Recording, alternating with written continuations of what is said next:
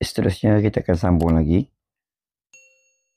untuk menulis khat rikaah. Seperti biasa kita buat 3 titik, kemudian kita gariskan sepanjang kertas tersebut mengikut titik yang telah kita buat. Dan menulis khat rikaah condong, mesti condong dan jangan lebih dari pada titik yang ketiga. Ini sin nun dal, sin nun dal, ya ro, ya. Baik. Titik 2 kita akan buat lurus saja begitu. Kemudian kita tulis lagi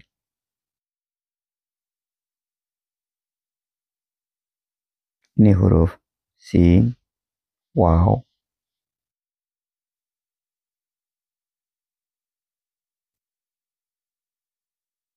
kaf, alif, suka, ini huruf hamzah, hamzah, dan ya kita ambil atas dan turun bawah, jangan lebih daripada garisan yang bawah.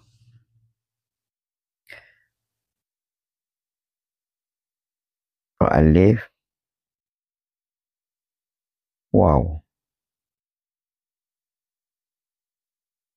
nun, ta, waw, qaf.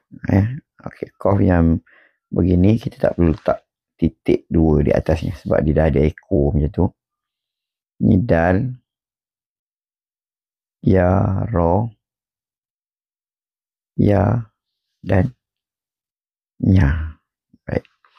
Habis dah terjemahan bagi kataan di atas dalam bahasa Arab tu. Kita dah terjemahkan dalam tulisan Jawi menggunakan khat rikaah. Saiz pen 2.0. Untuk pertandingan menggunakan 2.0. Dan untuk tulisan khat nasakh biasanya kita gunakan saiz pen 3.0. Tapi yang kita buat ni dua-dua khat nasakh dan khat rikaah bersaiz 2.0. Mudah-mudahan apa yang kita pelajari ini dapat sedikit sebanyak memberi inspirasi kepada kita untuk menulis dengan betul. Assalamualaikum warahmatullahi wabarakatuh.